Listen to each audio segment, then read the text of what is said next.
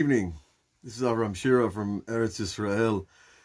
Tonight we have another new Torah in Likutei Moharan of Rebbe Nachman, and begins with an idea that I have a good feeling most people never even thought of.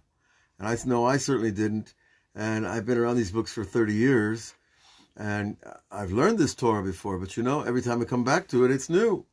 And it's from the 5th book of the Sefer Tzniuta, the book of the hidden of the Zohar, and it's going to teach us a lot of different ideas. But the first paragraph is really why I decided to go live on Facebook with this, because it's an idea that just opens up the whole paradigm of who is God and who is the righteous and how they function together for the sake of humanity. Okay? And he tells us that there is a seal and a seal within a seal. Now, a seal is a stamp, right? And it's like a binding thing that closes an envelope, and then you have an envelope within an envelope, and so on and so forth. Now, that's going to be a main theme throughout the Torah. We're going to be learning this day in and day out. Probably take us a week or two, paragraph by paragraph. But for tonight's purposes, we need to understand that the idea of the seal is also somebody who makes a judgment in Torah law. He seals the law. He goes out to the people.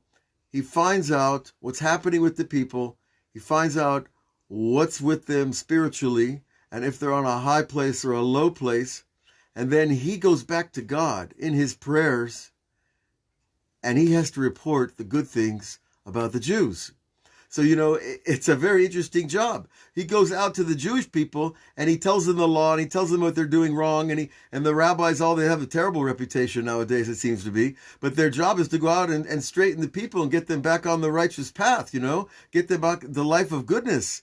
But when he goes to God, he doesn't go to God with all that. He goes to God telling them how great they are and how wonderful they are and how perfect they're trying to be, judging them to the favor all the time. So there's this kind of schizophrenic reality going on where the tzaddikim, the righteous, have to give musar, to give tochacha, we call it in Hebrew, rebuke and guidance to the people about their spiritual level. But when that same righteous person goes to Hashem, he turns into a defense attorney of the highest order. And so the Rebbe explains over here that they become milumidei Hashem. Now the phrase means those who learn God's Torah. But Rebbe Nachman's Chidush, he says, no, they actually milumidei Hashem. They teach Hashem. What do they teach Hashem? How to turn the judgment into mercy. That no matter what state the generation is in, because when God makes decrees, he makes decrees on the entire world. He makes decrees on a country. He makes decrees on a city. He can make decrees on a family. And of course on individuals. And all of those decrees we hold them to be righteous and fair and just. But fair and just is not necessarily merciful. Merciful means to judge people further out than they normally would be judged to favor.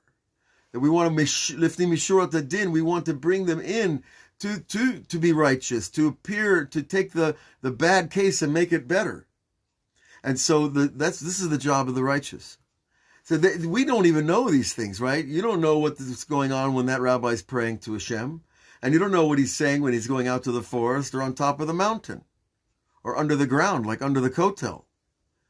But it might very well be that certain rabbis, the hidden ones, are the ones who are really teaching, so to speak, God about the people and how to soften the judgments, how to sweeten the decrees, and to seal the judgment on the people in a way that they can survive the difficulties.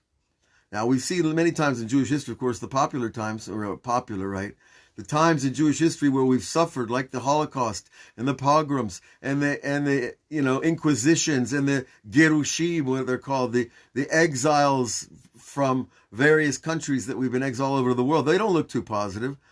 But for sure, the rabbis were trying to soften the situation, to bring out the good of the people. And to teach Hashem not to destroy, not to let the nations, because God doesn't destroy anybody. He simply allows the balance of good and evil to shift. Because evil is around, and so is good. But when good is weak and evil is strong, like certain times and places. And I'll let all of you decide about that for today in the world today.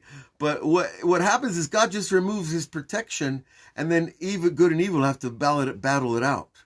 And so we don't ever blame God for the Holocaust or for the Inquisition. What we do say, though, is that he turned away because that was the nature of the judgment at the time.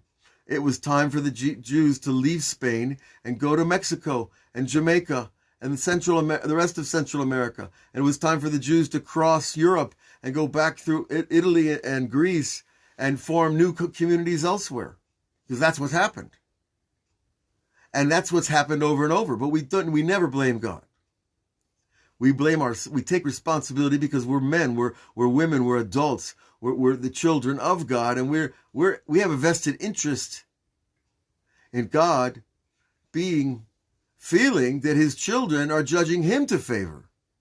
Because when we judged him to favor, that's called tzaddik. Who is the righteous, the tzaddik? The one who's matzdik Hashem, who shows God is righteous and is fair.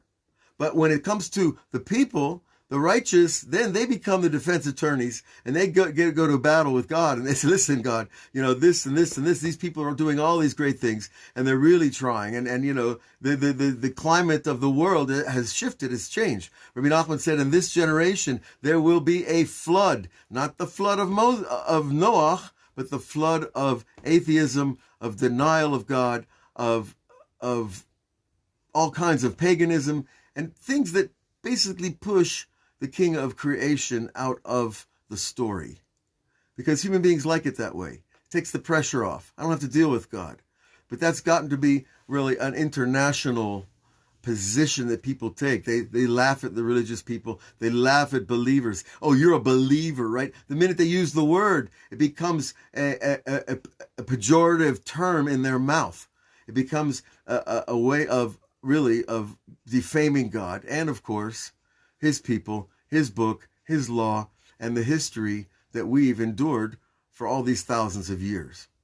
So this Torah, we're going to go into it deeply, step by step, over the next week or two, and we're going to learn a lot more about this idea of the righteous really becoming, because God goes to the rabbis to ask for advice on what to do. I know a rabbi, very holy guy, who had a dream, and there was a case in his dream of someone who was being tried in heaven whether he should continue living on earth or not.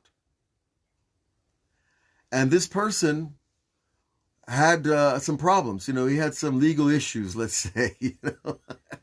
The DA was after him. And this rabbi that I know, in his dream, he told me this story, that in this dream, he said, no, we have to give him a chance. We have to give him another chance. And what happened was that an accident happened to this person, and he survived. And he did get his second chance. And so you see, human beings do have power to influence the master of creation. We have power to influence our lives, the lives of our friends, our communities, our nations, and even the world. So we don't want to belittle ourselves, and we don't want to exaggerate ourselves. We want to find the exact perfect center. And that's where we have the most influence and the most ability to translate the goodness of the people to God, and to take God's judgments and sweeten them for the people. So God bless you all. You should have a good week. We're going to start out here on Patreon with our daily class, but check us out on YouTube, on Facebook, on Web Yeshiva, on Insight Timer. A few of these platforms have Torah going all the time, and it'll be good to see you there as well. So all the best. We'll see you again.